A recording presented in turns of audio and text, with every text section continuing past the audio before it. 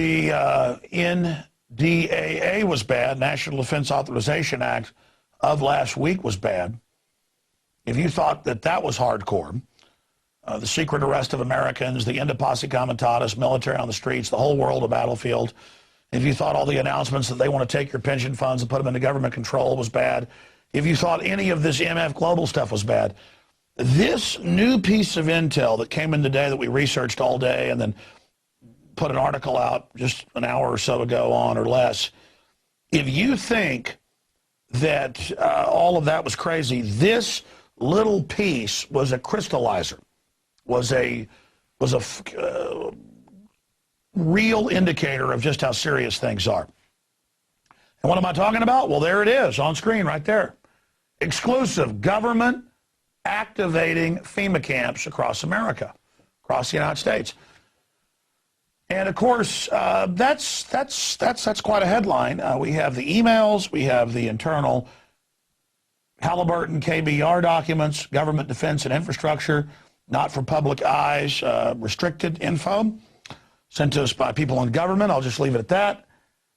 And it's got the 5 regions for the FEMA camps, and it talks about barricades and barbed wire and armed guards, and it says that they've built the camps and that now they need to get ready to staff them, and that they need to be ready within a 72-hour period for the guards and the people in the canteen with the food and the launderers and just the whole 9 yards. There it is. So they've been setting this up for more than 2 decades, and now they started earlier in the year, back in February of this year, advertising for upwards of 100,000 internment specialists here in the United States, and now we're learning where they'll be at. Now this particular manning of the camp is your local sports stadium, your local FEMA center. These are 300-person camps to 1,000-person camps where they then interrogate you and go over things, and then you're sent off to the 1 million-man camps that we're going to be breaking down. But I tell you what, I did a whole report on this. Oh, thank you, Marcos. Appreciate that water. I've done a whole report on this that's coming up. But I suggest that you do what anybody with common sense, and of course our listeners, I think I have a little extra common sense, I would call your friends and family right now. And I would tell them to mosey on over to Inforwars.com so they can see this information.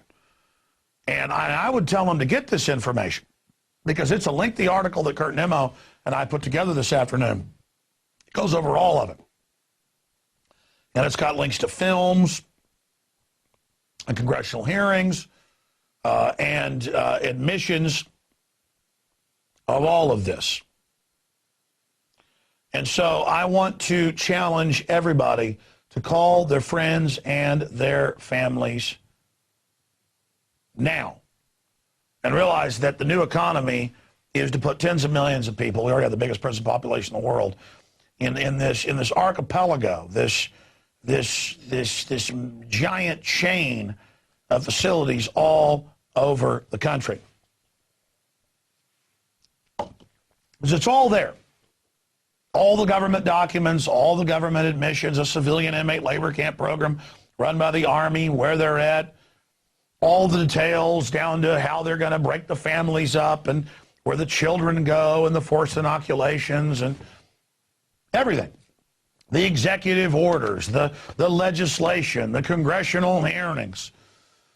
But I tell you, Glenn Beck used to giggle and laugh a couple years ago. He really enjoyed that. Where for over a month he built it up that I think FEMA camps are real. We've done an investigation and we're going to expose it on this date. Then the date would come and he's, oh, I'm sorry, we're not ready, but it's bad what we're finding. And then a day later, after saying, oh, we have popular mechanics, the yellow journalism specialist of the famous family of yellow journalism that wrote the book on it. They made a movie about it with Orson Welles, Citizen Kane. And they came out and they said that, oh, I did research, none of it's true, it's all fake. And they said, look at this website, it's a photo of a North Korean prison, doesn't exist here. And look at this website, You know, they say that this train station is a FEMA camp. And I had even predicted a few days before that they would go with that straw man attack because I'd sent them all the information. I could see what they were doing. And this is the military-industrial complex absorbing America and basically declaring a police state and reinstituting a form of slavery. They ship drugs in, they make laws where if you use the product that they ship in, you go to prison. And you work for 25 cents an hour, and the good old boys get on talk radio and say, good, make prisoners work. But did you ever think it's taxpayer paid for, the profits are privatized off of slave labor, you got 4 million plus people working in slave labor, and they work for below, on average, 25 cents an hour? What's that going to do to your wages? You think China's driving down your wages? You think Mexico? You think India? You think Paraguay is driving down your wages? At least there, it's pretty much a prison, but the families are getting something. This is people in prisons that are taxpayer paid for, and then the profit is off of somebody working for 25 cents an hour or less. Telemarketing, furniture, license plates, refurbishing computers. And by the way, the Japanese-American main group has come out and said they're worried about the NDAA and secret arrest of Americans and all the rest of this. I mean, it just boggles the mind that all of this is happening. And then on the heels of the NDAA, they've built the camps, they've admitted the camps are going in, and now they want the personnel to man them. And they say you've got to be signed up starting next year in February, and you've got to be ready from them on out. You're given a basic contract to be standing by to man the camps. So they're paying groups now to man the camps. I mean, let me think. They've been building the camps for decades.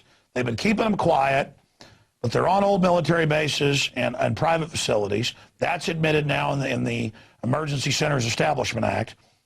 It documents that our analysis was spot on. It's exactly what we had seen them building and constructing, but we were only piecing it together and reverse engineering, and it confirmed it all and more. In fact, it stunned me how accurate we were with the pieces we had. But now all the pieces are in the jigsaw puzzle. And so these things are in place. They build a bunch of them, small ones, medium ones, huge 1 million person camps. I mean, that's a big city. That's a camp the size of Austin, Texas. I mean, oh my God. And it talks about the civilian inmate labor camp. It says you're going to work in these. And I've heard Michael Savage years ago say, we're going to make these people that are in the camps work. We're not going to pay for you. No, I know you're going to work for nothing and then displace everybody else's jobs. I mean, I guess the slave camps that Walmart and others have bought their goods from in China, they're just going to move them here now. And, of course, who cares if the Constitution says all this is wrong? They have basically thrown that down the toilet. Makes the crimes of Nixon look like something a choir boy would do. So Rex 84 is in place. All of this has happened. All of this has been done. And I am live here at 7:32 Central, 8:32 Eastern, reporting to you live right now, asking you to call your friends and family and to have them go to Inforwars.com.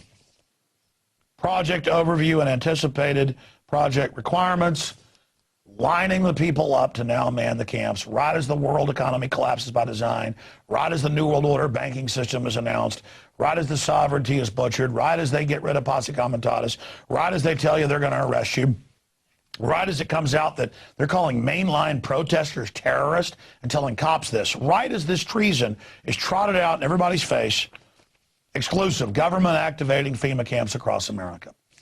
It's one thing to build them.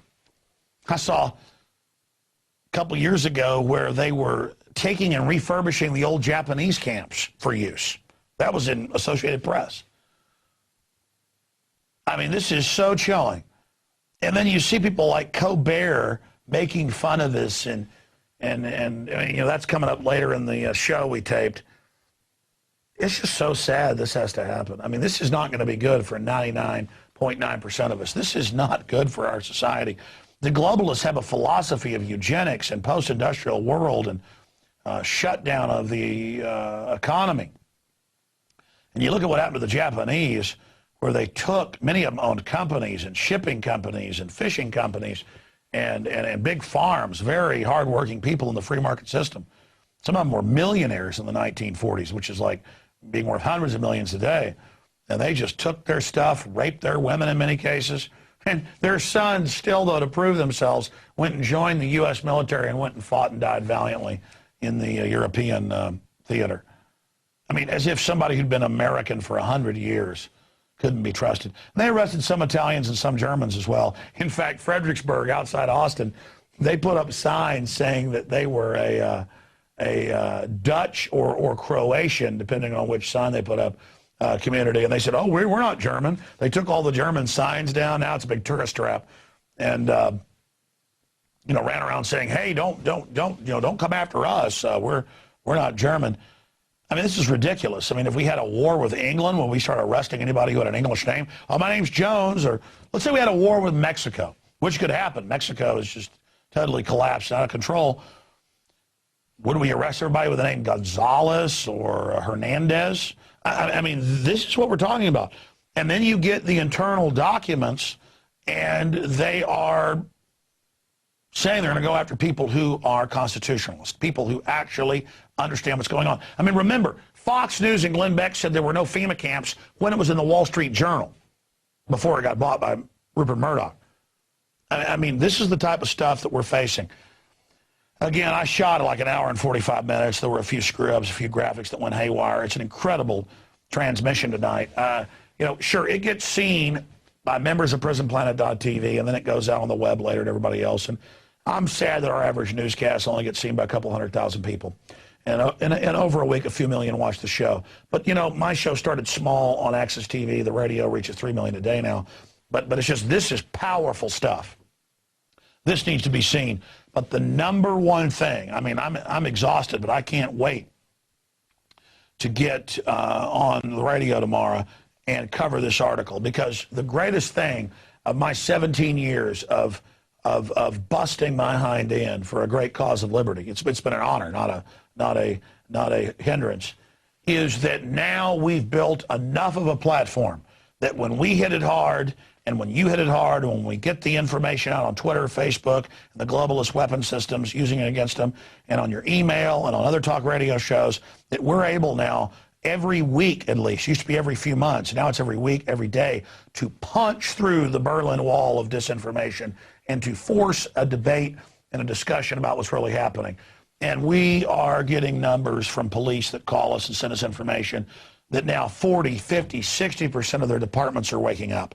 Because I and Ron Paul and others were willing to go out and talk about FEMA camps and military on the streets and stuff that sounded crazy, now as it's happening, people are like, whoa, you're not a tinfoil hat wearer, you are Nostradamus. This is coming true. In fact, I had an Army officer call me last week, and he said, I was known as, his name is Bruce, you know, I was known as a tinfoil Bruce. Now I'm known as Bruce Adamus. And that's the same experience, because who cares if idiots laugh at you who are uninformed? I mean, that's like coming in and your 2-year-old's pouring the cereal on their head, and you tell them, don't do that, it makes a mess. The 2-year-old laughs at you. You don't get mad at the 2-year-old pouring cereal on their head. You realize it's a 2-year-old. And so you're like, governments using the military, bad. Mega banks creating false currency and signing you onto the debt, bad. And the public's like, no, like a child at you. Feel sorry for them. Plant the seed dozens of times with them laughing. This is how we're going to beat the globalist.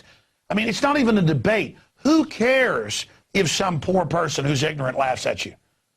It'd be like if you pulled up to some, you know, autistic person's house and you said your house is on fire and they went, ugh, and ran past you. So what? You call the fire department. You saved them. They don't know. Don't take it personal when people that never read a history book, never studied geopolitical issues, laugh at you. It's our job to warn them and move on.